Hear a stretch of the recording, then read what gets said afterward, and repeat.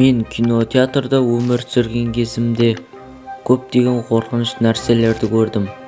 Мысалы, бір түні мен көшеде бір түрлі айқай естідім. Үнсіз қозғалуға тырыстым және кім екенін көру үшін терезеге бардым. Бәрі мен тұрып жатқан жерге жиналып қапты. Бұл ит.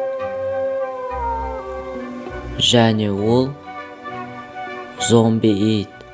Бір үйір қаңғыбас иттер. Кейбірінің терісі де, жүні де жоқ.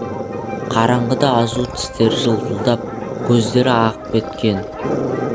Осы иттерден мен баспанамнан 3 күн шыға алмадым. Күні бойы олардың бірдеңенің иісін сезді, бірақ олар мені көрмеді. Су таусылды және олар тіпті кеткісі